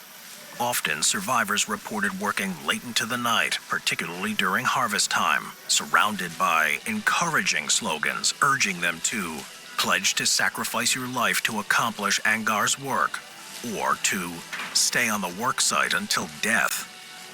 A lot of food was needed to feed all these productive farmers. However, rice was also needed for Pol Pot's economic goals, so large amounts of rice were extracted from the population for party use and export. The CPK provided nothing in return. Fareth, one survivor of the period, recalled that she was assigned to a children's work unit when she was 11 years old. Fareth was ordered to carry soil, dig trenches, and help build a local dam. She and her unit lived at the work site. I'm getting the sense this video, like, there was just an interview there with a cartoon person. Like, that must be an interview based on reality, I assume, but they're not like sourcing anything. So I'm just worried this channel may not have the right approach towards sourcing, and it would undermine its academic viability. Well, if you've already paid a guy on Fiverr, you might as well use him throughout the entire thing. It's an aesthetic choice that they're making, it seems. It's true. But, one that is probably beneficial for their profit structure as well. I didn't know David Hayter was on Fiverr, but they spent the money well. So, let me ask you this question. I guess it's like a broader snapshot of this video that we're watching. Do you feel like covering this perspective exclusively on how this was communism and it was bad communism, evil, scary, gives full attention to actually the rise and fall of the Khmer Rouge? I think that like one of the things that sort of it really just depends on how much weight somebody tries to put on the communist dimension of this. Like, is this a really communist or Marxist vision? One source that we cite in the show actually talks about plans for agricultural reform that had been drawn up for Thailand, the country next door, that were not all that dissimilar. There were real problems that Cambodia faced with a lot of people living in the city, living in Phnom Penh in particular. And, there was some like rebalancing in order. Obviously, the way that the Khmer Rouge went about it was stupid and insane and violent. But I think that, it's sort of like the Khmer Rouge didn't do all this because they had like a really, I think like really like a rich communist tradition they felt participating in. I think that their vision was actually much more nationalist in nature and was much more focused on a revitalization and renewal of the ancient Khmer kingdom. And that was the sort of axis through which like a lot of like a project of national renovation was really how they kind of characterized a lot of this. They didn't even publicly announce themselves as Marxist until a couple of years into the existence of the regime. And it was only after Mao died. And there was, a lot of pressure from China, presumably, to make that happen. It was China. There was a communist movement before the Khmer Rouge that was largely dismantled after the 50s, or in the middle of the 50s. They were the sort of second generation of Cambodian communists, and they harbored a lot of bitterness and resentment toward the Vietnamese, which had already existed in some kind of cultural and historical sense in Cambodia. But they really thought the Vietnamese were the final boss, and that everyone in the way, including the American imperialists, were going to do the easy part. And the fact that they did survive the Cambodian Civil War and the American bombing, in which the Viet Cong did the vast majority of the fighting, by the way, for them, only strengthened that idea. By the time they take power, they've been in a socialist movement, but it's been one informed by a kind of small, inward-looking movement that had much more to say about Cambodian nationalism, or believed far more deeply in Cambodian nationalism and therefore the xenophobia they had built up than they did on any kind of doctrine or socialist project. And they were criticized pretty ruthlessly by their Vietnamese and Chinese friends. Eventually, the Vietnamese weren't their friends, and even when the Chinese were their patron, the Chinese stopped trying to argue with them about the extremism of their program because they were useful enough to them. The Khmer Rouge were useful enough to Beijing as a geopolitical ally, but they really didn't think much of the Khmer Rouge program. So the communist world and the Soviet Union, the Eastern Bloc, had nothing to do with the Khmer Rouge, and in fact tried to unseat them while the U.S. was making common cause with them. So as a communist movement, it was really quite a black sheep in the 20th century. And whether you even care about, these labels or what kind of communists they were and blah, blah, blah, I mean, there's a lot of writing on that. Some suggest it was more of a classic peasant revolution that had far less to do with modern ideas of socialism and communism. But they certainly at first identified as such. When they go into the jungles in the 80s, after the Vietnamese kicked them out and the Americans start supporting them, though, they were the first communist party to dissolve themselves. And Pol Pot said, we're going to have to follow the West now. And they got rid of their Mao jackets and they started wearing safari suits. And so they gave up the communist look pretty quickly, which of course makes some suspect that they and they also, I don't think, were ever they didn't have they didn't have a rich set of relations with other third world nations. They were very isolated. They were, a lot of communist states have meaningful foreign relations, and in the case of the Khmer Rouge, they had one set of relations with China, which sent them a bunch of money, and that was who they cared about. And for a time, at the beginning, they had relations with Vietnam before that went south. And yeah, I mean, to me, it's like you're saying they're MAGA communists. Yeah, that's what someone said in the Majority Report comment section the other day. Which, in a way, they were make Cambodia great again, communists. Yeah, but MACA. Yes, in a sense, they were. Yeah, or MACA, yeah. Yeah. MACAGA. Yeah, I could use some MACA. MACAGA. But yeah, Max. they gave up their communism pretty quickly as soon as it became advantageous to. So I guess that if people want to judge them on how they acted once they were out of power, it doesn't seem too sincere. They let the Yugoslavs in to film a documentary at one point, but otherwise, Noah's right. Their only real relationship in the trading and economic sense was with China, and the U.S. We funneled them money and arms and training through a coalition, which is always useful to do, kind of like the Mujahideen, and just claimed that if anything gets to the Khmer Rouge, we had no idea. Of course, most of it did. Peter Jennings did a great documentary piece for ABC in the early 90s, and we were still supporting them, and basically told the world that we were. It's really good. I think it's still on YouTube. I grabbed a copy elsewhere, but for the show. But it's a good report, and unfortunately, it didn't help us doing it. One thing that you brought up was the way that the media was talking about the Khmer Rouge early on during the period of our, not so overt allegiance. And I think that is very instructive, usually, in figuring out where the State Department's opinions lie. I believe you said that there was positive coverage as well, not dissimilar to Osama bin Laden from Western media. In the beginning, the most positive coverage of the Khmer Rouge were coming from left-wing sympathizers who thought that there was no way that these stories from refugees going into Thailand could possibly be true. There was a history, a very real Noam history. They were Chomsky, pointing. the Noam Chomsky paradigm as well.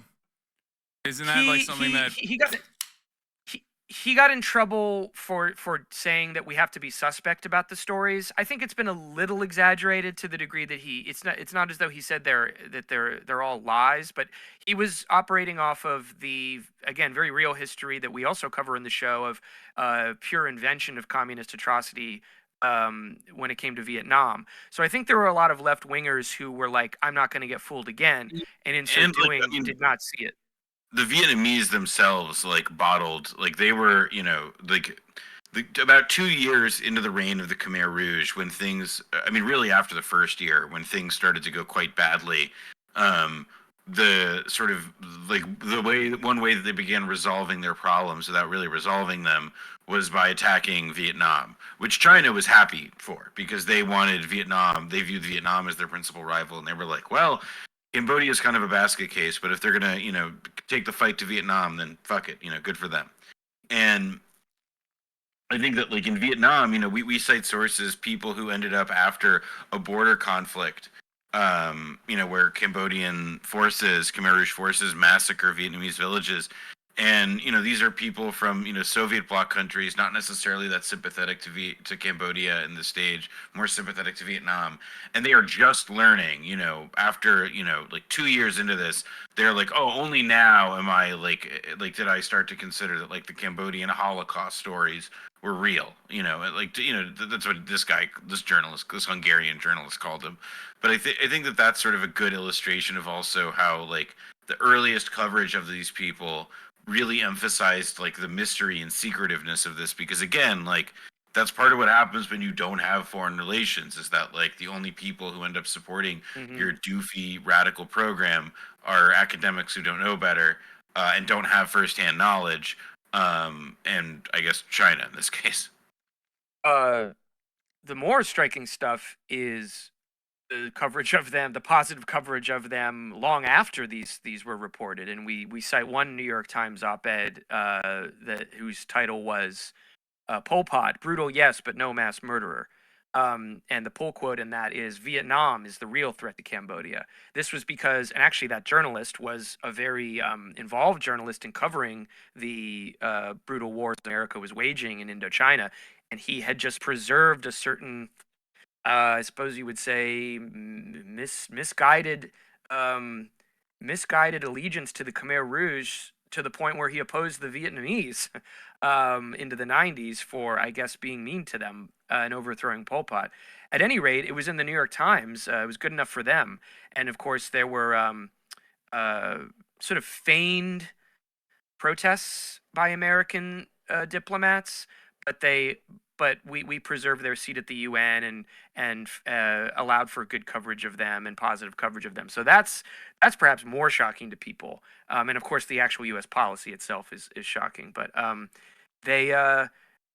when Elizabeth Becker, one of the key guests in our show, she was with one of these Western academics. He's all Scottish, I think, or Australian. Yeah, he was a Scottish academic who worked at SOAS in London. Malcolm McDowell. And he got murdered a room over from her while they were visiting, and they were interviewing Pol Pot, and she almost got attacked herself, but she escaped. And he was killed. She suspects that the Cambodians did it to kind of say never come back, even though they were the ones who had invited her and the deceased guy. So yeah, it was an odd ideological trajectory from all sides, as the sort of the super third worldists and the American architects of foreign policy came together in saying these guys aren't so bad because the Vietnamese are the real imperialists at this point. And very, that very was bizarre. like the narrative of like Vietnam as like committing like wanton massacres. I mean, there were the issues over like boat people, Chinese ethnic minorities in Vietnam and their treatment. Like Vietnam was catching a lot of black eyes in the sort of global PR of the time. But like, they were absorbing all that while they were people were criticizing them for being the military power and control of Cambodia throughout the 1980s. But they always sort of leave out that the reason Vietnam was still there was because the Khmer Rouge were running that insurgency. So there is this also this process where it's they valorize the Khmer, or sorry, not valorize, but there was this toleration of the Khmer Rouge, and instead of talking about their crimes or even talking about the Vietnamese tribunal of for Khmer Rouge crimes, not even wanting to engage with the Vietnamese presence at all, we immediately thought well, how can we use Pol Pot against them, because they must be so de facto they are Hitler, not us, not Pol Pot. It's the Vietnamese. And the Vietnamese had their citizens massacred by the thousands right on their border. This wasn't us going to Iraq and starting a 10-year occupation for no reason, or even the Soviet invasion of Afghanistan, which we covered last year, which again was right on their border. The Khmer Rouge were hoping to start a war with Vietnam, and they did. And Vietnam simply said, all right, we're nipping this in the bud. We know all the fucked up stuff these people have done, and it's not coming to us. And that is why they took the action that they did. They probably weren't so interested in an invasion, given they had to reconstruct their country, which wasn't an easy thing to do. We cover that as kind of like a side story in the show, because the U.S. promised Vietnam war reparations under Nixon. And once he was ousted, we said, Nixon who? And denied them their reparations. It looks so Vietnam had a lot of. Oh no, I was just saying, because Hasan was scrolling this video, and it looks like this video is just kind of about how much life sucked under the Khmer Rouge. Yeah. There's a Fair section enough. on children and child labor, then there's one on executions and one on prison. It makes sense. It's interesting in that the Khmer Rouge did have an interrogation and executions policy. I don't know to what extent this video gets super deep into that, but all of their torture centers, it was the whole program was called S21, and the idea about it. This is the expression. And by the way, this guy Richard Dudman, he was a reporter at the St. Louis Dispatch for many years in the 20th century. He was an American reporter who had witnessed firsthand. He had been one of the very few reporters who, in the early 1970s, was in Cambodia and was with Vietnamese troops, Viet Cong soldiers, as they hid from American bombs being dropped on Cambodia. So, to give you a sense of how powerful the anti-Vietnam dogma was, a guy who saw the Americans bomb Cambodia firsthand and whose life was in danger because of it is the guy who wrote this Pol Pot article, because that's how much we can make them into bad guys. This is another thread of this season is the Sino-Soviet split, which is really representative of the greater split among, the left all across the world, including the most annoying contingent of the left, the Western left. And the Western left had a bunch of crack-ups about, are you a Maoist? Are you a third worldist? Are you supporting Pol Pot and the Maoist movements, the real movements? Or are you a fucking revisionist social fascist who supports the USSR? And the USSR wrote off a lot of the Chinese allies and the Chinese themselves as wackos. It's a very interesting conflict. But yeah, Dudman, I don't know if he was ideologically on that level, but sort of as a reporter, yeah, he, as I said earlier, he was one of these guys who allowed his sympathy in the 60s for the Khmer Rouge fighters to turn him against the other fighters against the American war, the Vietnamese. And so it was this strange, sort of siphoning off of support until people would arrive at only the Khmer Rouge, people of a certain opinion, which is a strange place to end up. But you can kind of see how it happens. I don't know. Strange times. Damn. So would you say that this period of American foreign policy is uniquely schizophrenic, or is it the Madman actually theory, in a lot of ways it makes a lot of sense. That's part of what's so jarring and horrible about it, is that essentially part of what the Cambodia, there's a book that we cite a lot in our show for this season called Sideshow, by the journalist William Shawcross. And although he later on like moved Who to also the right, had an ideological journey. yeah, he's you can look him up. He's a British journalist. He's right wing now. But this original book, Sideshow, like it was called Sideshow because the idea was that the Cambodia was a sideshow to the Vietnam War. But I think what our season has sort of recovered is not so much that, like, yes, the Vietnam conflict, yes, we bombed Cambodia, and that was because we tried to widen the Vietnam War in an effort to end it. We were like, all right, well, Nixon said, I'd rather not just withdraw from Vietnam. I'd like to withdraw from Vietnam, but I want to increase the pressure, and I want to bomb where I think the Vietnamese are in Cambodia. And eventually that's, that was pushing the sets of dominoes that lead to the rise of the Khmer Rouge, sparking the civil war in that country and all that. But the other thing that Cambodia is not just the sideshow to the Vietnam War, but it was this part of this, larger drama by which the U.S. was like rearranging what its Cold War strategy was for what became the final phase of the Cold War against the Soviet Union. The Khmer Rouge and the support for the Khmer Rouge was an early joint venture with China. You could look at it that way. Yep. You could see the sort of, the cynicism in our policy as having actually like a really kind of dramatic coherence to it. I think what's schizophrenic is just how what feels schizophrenic and so immoral is that there was no reason that Henry Kissinger had to bomb Cambodia and also make detente with the Soviet Union. Why couldn't we just have detente? What was the fucking purpose of setting this country on fire, ultimately to arrive at the same thing in 1975 that would have fucking happened anyway years earlier with the end of Saigon, the fall of Saigon? To ventriloquize the Kissinger-Nixon logic a little bit, I think they viewed the world in the grand chessboard, spheres of influence, 19th century Bismarckian way. And that's certainly how Kissinger wrote and thought.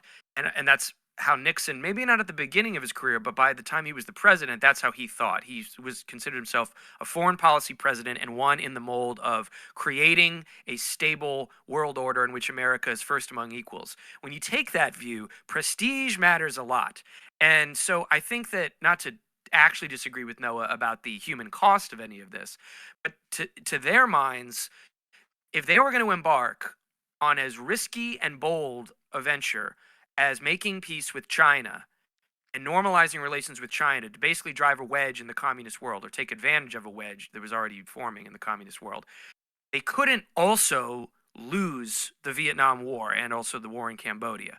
They had to be strong enough by winning or perpetuating that war and punishing our victims there, to be strong enough and have this credibility of strength to make this other bold move, and vice versa. So it became a feedback loop of this kind of horrible logic where big countries we can work with, like China or the Soviet Union, because they got the SALT treaty out of it with the Soviet Union, which was good.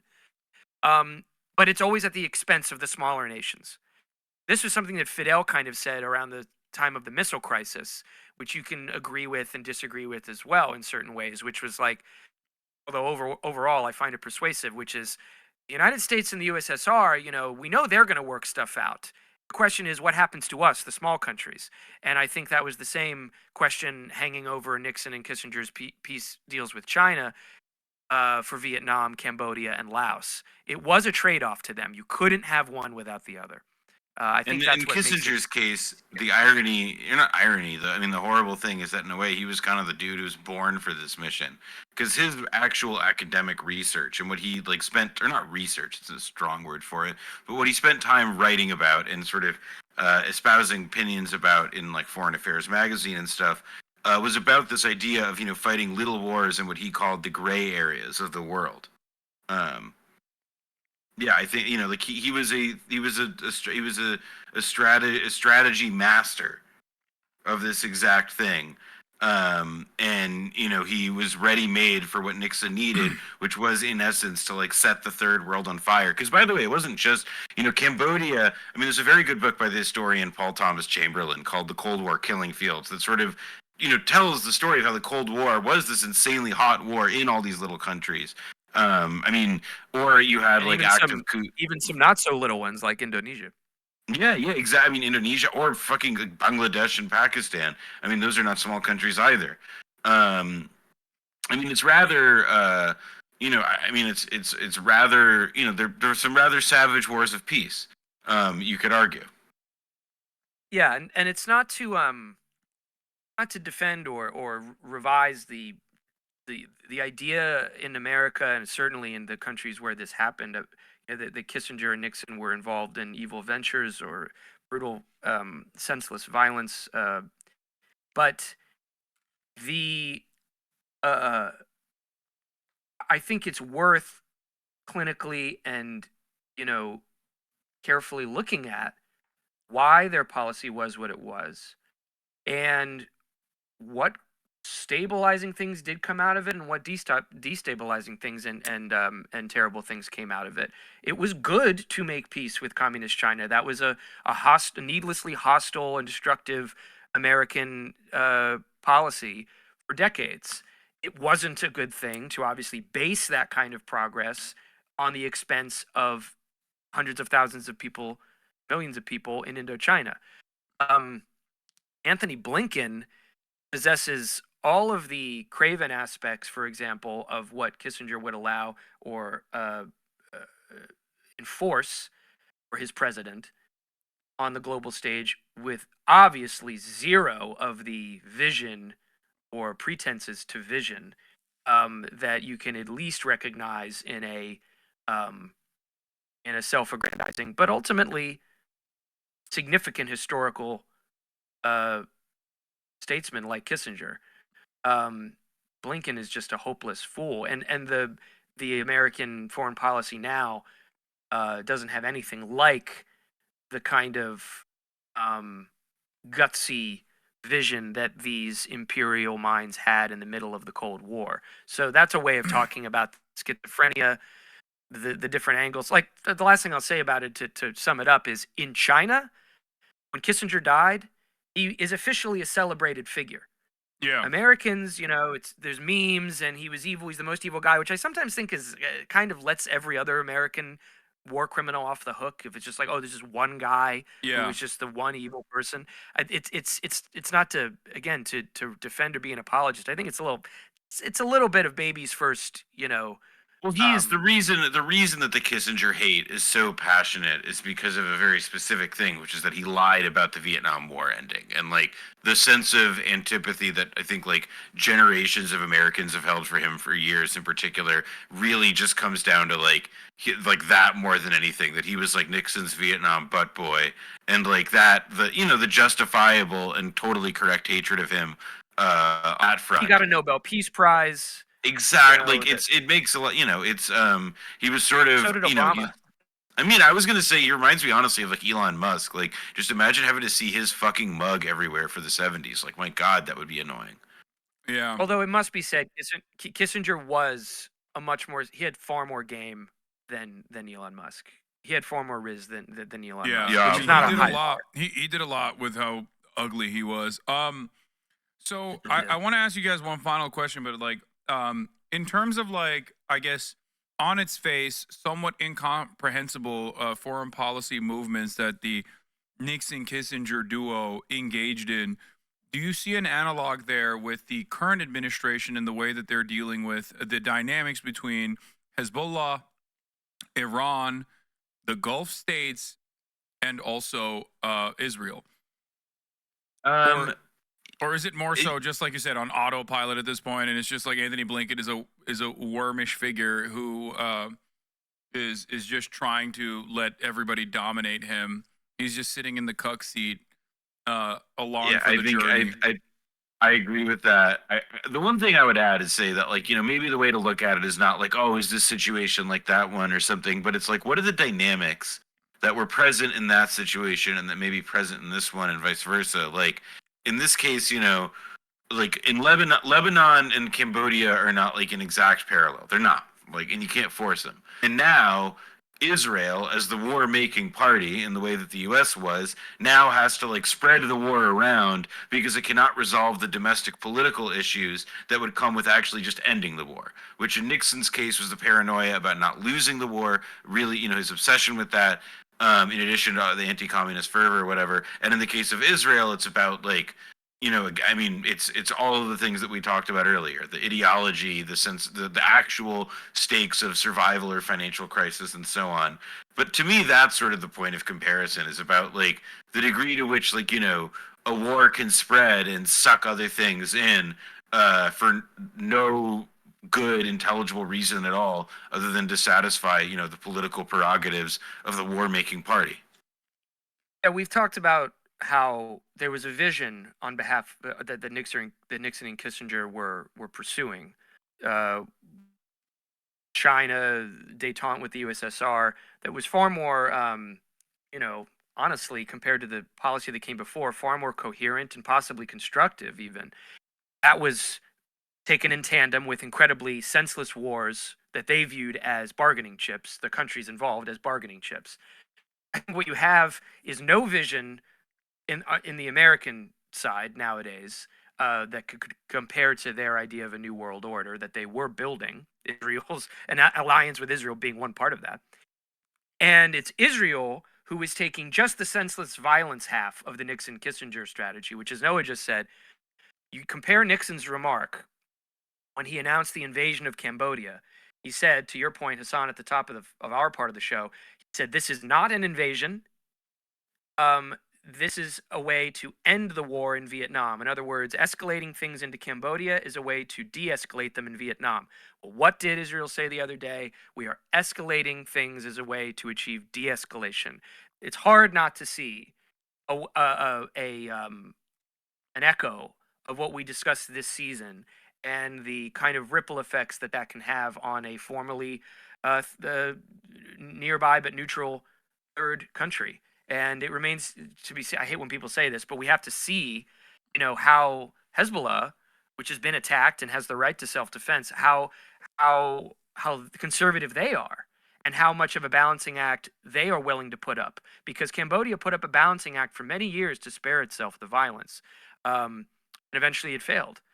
So we'll have to see how that goes in this case. But no one in our current day is, unfortunately, can be said to be as on the level of Nixon and Kissinger, I think, as far as their grand master plans are concerned. Yeah, I mean, we're now in a position where like Nixon and Kissinger, part of what made them so special, let's say, or unique, was that Kissinger literally had permission as soon as he became a national security advisor to like redo the wiring in Washington and become the most powerful advisor, like the hand of the prince or the hand of the king or whatever. Literally the wiring. He could do whatever, he had the authority to do all that. And one of the things with Biden world that's sort of become evident is that there's this troika at the top. You have Jake Sullivan, Anthony Blinken, and Bill Burns, who's the head of the CIA. And Bill Burns is the one who clearly is trusted with like the big boy stuff or whatever. But like there isn't actually any, I don't really believe at this stage that we have any evidence that there is a driver's seat, let alone somebody in it, in terms of like the American strategic outlook here. So to affirm what Brennan was saying, that like there's nobody who's on the Nixon Kissinger level or whatever, because like the situation that we have now is not, is not anything like that. It's this inertia. It's this horrible, it's like a carotid artery. That's like, exactly what like, pro-Israel lobby has purchased and won for itself through its machinations. Like that's what it wants, because that is what enables the status quo to persist. It was a different era 50 years ago, just a radically different time. It's just hard to comprehend when you have to consider that there is like this incredibly powerful force, this blight on human society for so many generations is just like basically falling asleep at the wheel, and like the car is just 3 seconds removed from flying off the side of the cliff. Like it feels insane. I think autopilot is the right word. I mean, it's not to say like America doesn't know what it's doing or no one's at the wheel, but I think autopilot in terms of the strategic, again, not to overuse the word, but the the strategy, the strategic vision, the idea of how America's power is going to sustain itself over the next 100 years. And Nixon and Kissinger, they thought they had a plan for that, and it wasn't quite 100 years, but they did set down a lot of things in stone that stuck. By now, I think their China policy has been reversed. Obviously, we're in a Cold War with China in many ways. The Israel alliance is still there. I mean, they left room for that too. It's not like, I mean, strategic ambiguity is obviously like still leaving a lot of the Soviet Union fell, So in a sense, maybe the China factor was not as important to them. Although in Nixon's waning years, he did say that NATO needs to back off because what would come after the Soviet Union, should we continue to creep up to them, would be and as he considered it, an even more dangerous form of Russian nationalism. And he said NATO needs to chill out, as did a lot of other Cold Warriors. Kissinger, in his final years, was talking about how America should do business with Belt and Road, not attack it. So very different form of statecraft than it's not to endorse it, but it has very key differences from the sort of, again, lazy and incoherent liberal aggression that you find under, or I should say aggression that you find under a liberal government like Biden with the so-called, liberal brain trust like Sullivan and Mr. Blues man, what's his name? Anthony Blinken. Oh, Blinken. Like that's. No, I mean that does make sense though with what you said about Nixon and what you said about Kissinger tracks with like their realpolitik attitude in terms of like understanding the changes that are happening broadly around the globe and like responding to them in a very cold and calculated manner that is beneficial for America. Whereas nowadays I feel like in the post 9/11 universe, we have a significantly more like liberal savior attitude. Like we have seemingly deluded ourselves into thinking that like, no, we are the world police and that is a good thing. And it's not necessarily something that you just tell the American population so that you can justify whatever imperialist endeavor you engage in. Well, and just one last thing on that. It's like you hear it all the time, but I heard it yet again the other day where Biden said, America will not retreat from the world. And that's the type of, that's the line they've gone with. And it's like, all right, well, then don't retreat from withholding Israel's aid and weapons and money. You're retreating from the world in a very significant sense when you don't use the leverage you have over a client state committing an extermination campaign and just let them do it. That sounds like a retreat to me, but that's, of course, not what the actual line is meant to convey. What they mean is that it makes it sound like it's a bold and active approach towards solving problems, when in fact it's trying to say we won't retreat from the world, meaning we won't retreat from a failed imperial autopilot that has really no ideas left. We're just going to stick with it. Because if you really wanted to not retreat, you might be more active in solving this conflict. I hate the word conflict in regards to Palestine, but certainly the ability to yank Israel's ability to wage war away from it, that would be pretty proactive. But no one seems to want to do it. And beneficial for future American moral posturing. It would be. It unambiguously would be. And electorally beneficial. Like, so. If they came out and said people would see through it. Probably people on this call and watching it would see through it. But they could come out and say, we did it. We got the ceasefire. We yanked their weapons away. And guess what? American power, baby. We got. And by the way, guess who's gone? That bad man Netanyahu. Oh, what? He was popular in Israel at the time that we decapitated him. Don't fucking care. We're America. No, they're not. Like. They were humiliated. I mean, this is where, like, one of the ways out. Liberal Zionism was always the exit ramp that I thought they would take far before this moment. And when Benny Gantz came to America to talk to Kamala Harris and Joe Biden, I was like, oh, this is what they're going to do. They're going to get the fucking liberal general to be like the new leader. And now that method has been a demonstrable failure because you got fucking Benny Gantz like outside of the governing coalition now, And Benjamin Netanyahu's popularity is only increased. And you even have the likes of Yair Lapid, the supposed centrist opposition to Benjamin Netanyahu, like chirping like a seal in celebration of blowing up Lebanese pagers and the prospect of invading Lebanon. It's insane. Yep. Yeah. I think it's hit it on the head earlier that it's certainly key that Israel's internal politics do not allow for anyone that America wants to work with to come to any kind of reasonable conclusion at this point. It's turtles all the way down there with the maniac mentality.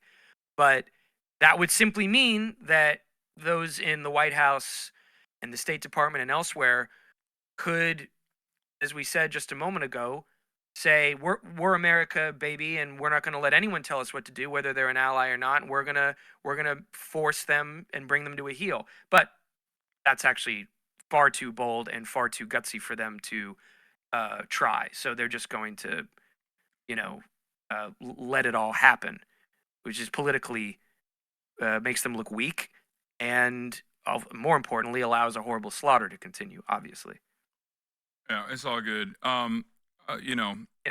American soldiers will go and die in battle in Lebanon if Israel chooses to do so, and then that will be so politically disadvantageous to the Democratic Party's position of failing to stop this dead in its tracks that Donald Trump will become president, and then Donald Trump will be seen as the bold, brave savior of American foreign policy by quickly putting together at least like a fake deal that makes Netanyahu seem like he's actually backed away. And then he'll allow Benjamin Netanyahu to annex the West Bank. Yep. Great stuff overall. Possible. Awesome. Great job, Joe. Anyway, thanks so much, guys, for coming on. Where can people find your podcast? They can find our podcast at blowback.show. Blowback.show. Press the big button that says subscribe. Our season, you'll get it all at once, not just the 10 main episodes where we talk you through this story, but also bonus episodes. We do interviews with Cy Hirsch. We do interviews with some of the journalists we mentioned on this call, Elizabeth Becker. As we said, we went to Cambodia and Vietnam this season, so we sprinkle in a lot of moments where we're talking to people who live there, who lived through this stuff. And we have obviously those interviews are translated, and we're pretty proud of it, and we hope everyone goes and signs up and enjoys it. Oh, before you guys leave, I have an extra question. Noah, specifically for you, you hang out with Cy. Have you ever asked him about a particular Benjamin Netai that he may or may not have gotten classified intel from when writing an article for the New York Times back in the day?